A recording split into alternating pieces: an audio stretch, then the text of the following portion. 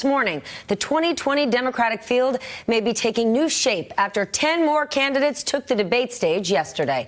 On night 2 in Miami, it brought no shortage of fireworks, attacks on the president, and very heated moments between the candidates, all who are vying for their party's nomination. Donald Trump thinks Wall Street built America.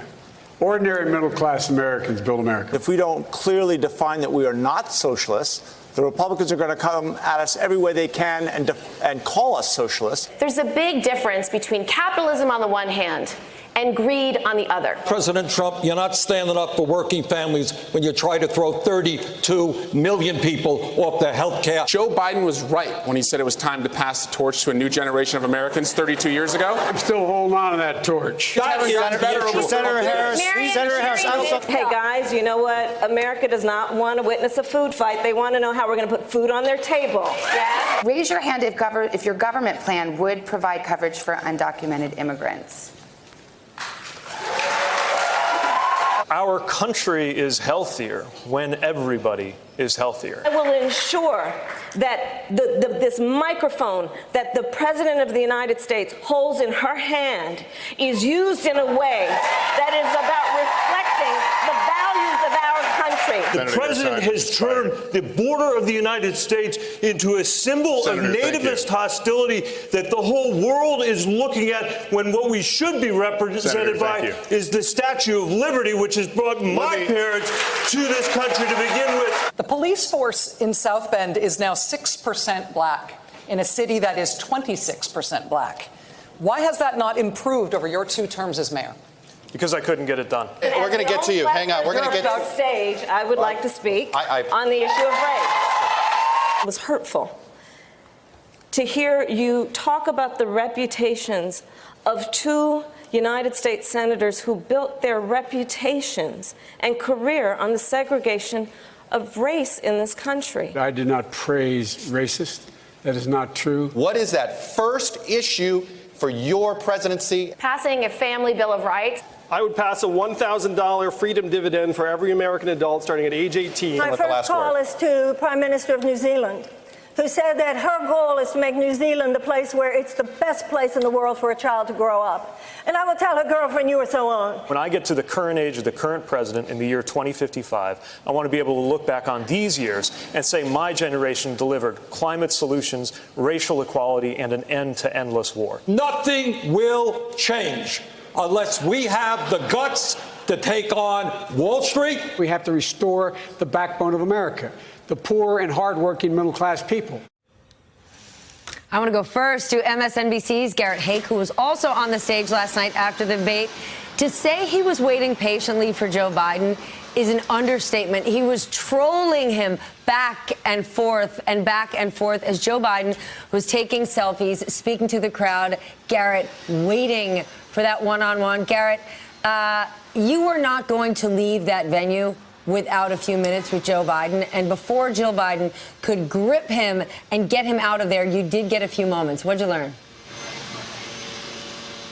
Well, Stephanie, what I learned was that Joe Biden essentially accomplished his debate strategy more in his interview with me than he did during the debate. In the lead up to the debate, his campaign advisors had been telling reporters that the strategy for him, the way that they would know if he was victorious, is if they could let Joe Biden be Joe Biden. But they really wanted him to be future focused. They wanted him to talk about his plans, his climate change plan, his vision for immigration, his vision for building on the Affordable Care Act. And they felt like they would view the night as a success if they were talking about their forward-looking vision, their plans for taking on Donald Trump, instead of engaging with those candidates further down the stage from him. But instead, he really did more of that, talking about his plans in his interview after the debate with me.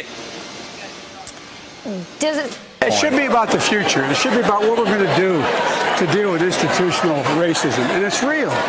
We should be talking about what we should be doing in the prison system. We should be training people in jail how to read and write. When they get out, they not only should have their rights restored to vote, they should have all their benefits available to them. So, Steph, you could even hear, I think, some of the frustration in his voice to have been bogged down in his past record and past comments rather than talking about those things on the debate stage itself. All right, Garrett Haake, thank you so much. You've been up all night. I'm going to let you take a little rest. Here now to weigh in, a fantastic table this morning, Matt Gorman, Republican strategist who worked on the Jeb Bush and Mitt Romney campaigns, Basil Smikle, Democratic strategist and former director of the New York State Democratic Party, Tim Miller, Republican strategist and former RNC Deputy Communications Director, and Steve Israel, former New York Congressman and DCCC Chairman, now Director of the Cornell University Institute of Politics and Global Affairs. Matt, I want to go to you first because you worked for Jeb Bush. You walked in to that 2015 GOP primary debate, having done all your homework, everything right, prepared for that stage, and then you realize Donald Trump is there, and it is a steel cage match, and all bets are off. Is that what Joe Biden walked into last night? Absolutely. And I think he had this aura coming in, deserved or not, that not only can he take the fight to Donald Trump in a general election, he said last year he'd beat the hell out of him, but also he was a very nimble, effective debater, can hold a room. We saw it in 2008. We saw it in 2010. And not only did he look pretty doddering last night, but maybe even more worrisome if I'm him, he was completely unprepared for that attack. I mean, this wasn't something that was obscure from 40 years ago he did. This happened last week with the comments about segregation of senators. He was completely unprepared for that. Do I think that he's going to drop 10 points today? No. But it's like the line from the old movie Predator, if it bleeds, we can kill it. And so he gave his opponents a big window into how they can defeat him. If it bleeds, we can kill it. Steve, you've known Joe Biden for years. I know you were just at an event for him in New York. What was your take?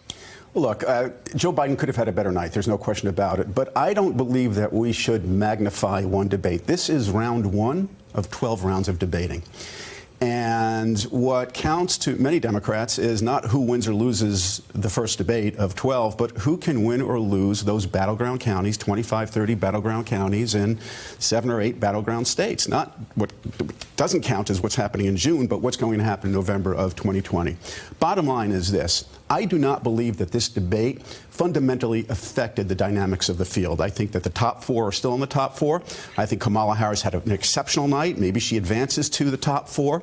I would argue that Booker had a pretty good night. Castro had a pretty good night. But for those who have been kind of trailing at 1% to 3%, they are now running on fumes. So the first thing you're going to see is people beginning to step out of the race. Question is, where do their supporters go? How about Bernie Sanders? You know, the critique of Joe was, is he a candidate of the past? Is that the case for Bernie, especially when you look at Bernie policies, many of which are similar to Elizabeth Warren, but Elizabeth Warren has more policies and seems to have more mojo right now? I wish I'd prepared an 80s movie quote like Gorman did. I don't have any movie quote about Bernie. But look, I think there's a lot of criticism of Vice President Biden this morning, but Bernie really, to me, completely disappeared last night. I thought Biden, had some strong moments. I think talking about Obamacare, he was really the one guy up there who was running on the Obama legacy. President Obama's popular. That's not a terrible strategy. That's a wide lane in the Democratic primary. So, he had a couple of doddering moments. But Bernie, I think, really was trying to play the hits from 2016 and sort of faded from the discussion in the debate, and I think the discussion in the post-debate. And Elizabeth Warren definitely seems to be kind of taking his mojo in that lane. The new and improved version. Let's talk about Kamala Harris, though. Basil, people cannot stop speaking about her performance last night and how she challenged Joe Biden, so let's share that.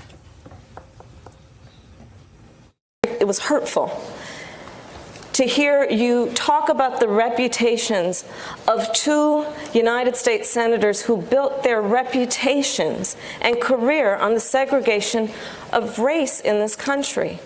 And it was not only that, but you also worked with them to oppose busing. And, there was a little girl in California who was part of the second class to integrate her public schools. And she was bused to school every day.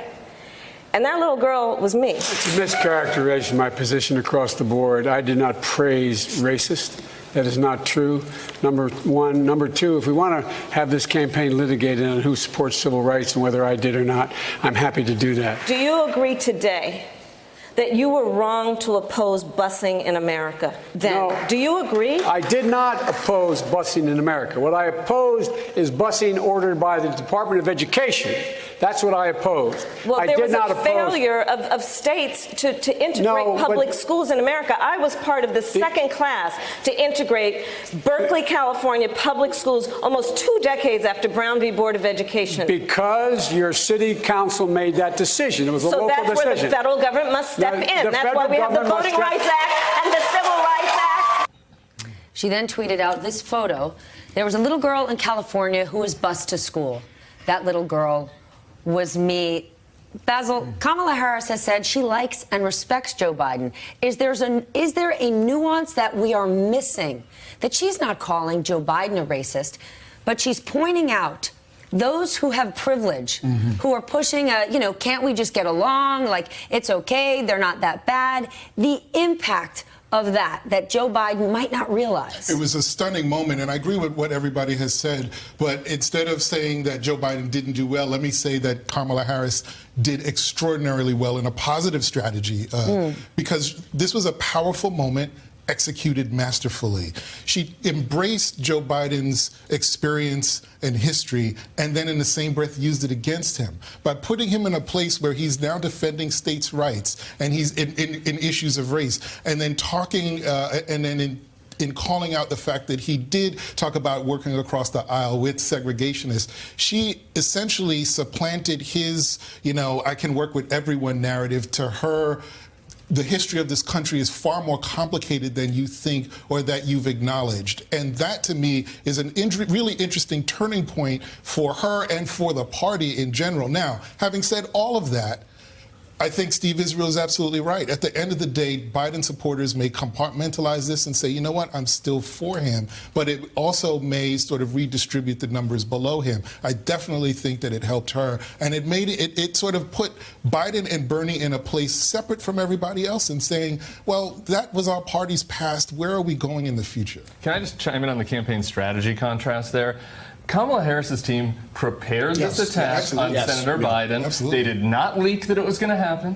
They prepared that photo. That tweet went out while she was on stage last night.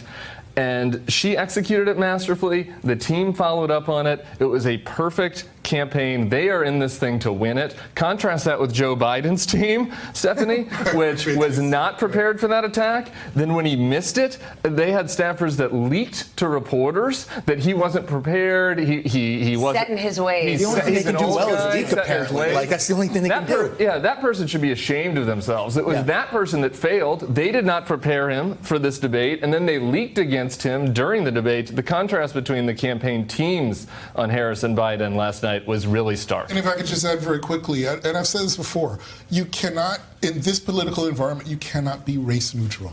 You have to go in and hit race on the head. And she did it in ways that even Obama early on did not do it.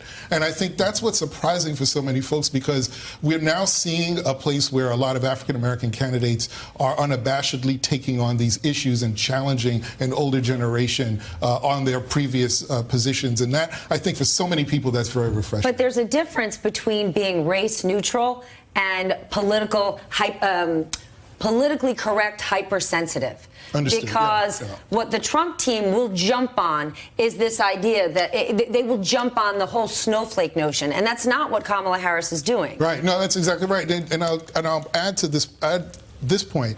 When the question was posed, are you a socialist? Should we be talking about being a socialist or not? I don't think it matters. The Trump team is going to label us socialist no matter what. So avoid it. So don't give them the opportunity. But the issue is we still have to be talking about issues in ways that motivate our voters. And I think that's, to your point about nuance, that's what Kamala Harris is doing. There's a way to thread this needle, and she did it incredibly well last night, and I hope she can do that and others take the baton. I think it's important for us to take a step back and understand that there are two lanes that Democratic candidates are traveling on. There is the primary electorate lane, and there is a general election lane. That's right. I think Joe Biden was in the general election lane last night. And Kamala Harris was in the primary lane. Now, that's as it should be. She doesn't get into the general election unless she can take Joe Biden down. But she was in the primary lane while at the same time, don't you think she showed she can take on Donald Trump? Yes, absolutely she showed that.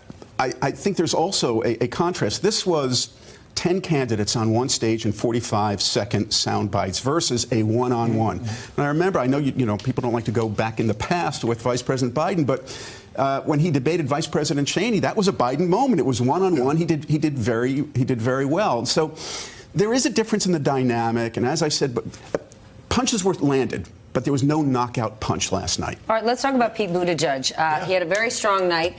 Many people were saying, how is he going to address the police violence issue in South Bend? And he really took it head on. The police force in South Bend is now 6% black in a city that is 26% black. Why has that not improved over your 2 terms as mayor? Because I couldn't get it done.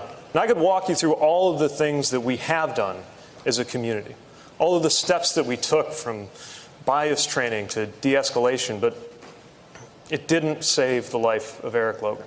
Until we move policing out from the shadow of systemic racism, whatever this particular incident teaches us, we will be left with the bigger problem of the fact that there's a wall of mistrust, and I am determined to bring about a day when a white person driving a vehicle and a black person driving a vehicle, when they see a police officer approaching, feels the exact same thing. In terms of preparedness, he knew they were coming for him. Instead of waiting for Eric Swalwell or someone else to hit him with the fraternal order of police going against him, he raised the issue. Absolutely, and he was very prepared. I think both him and Kamala are the best pure political talent in the Democratic field. They held that room unlike anybody else. And one of the other issues I saw that he did a really good job at was he defended keeping private insurance without coming across as a squish or a moderate. He did it reasonably. He threaded that tightrope in a very real way.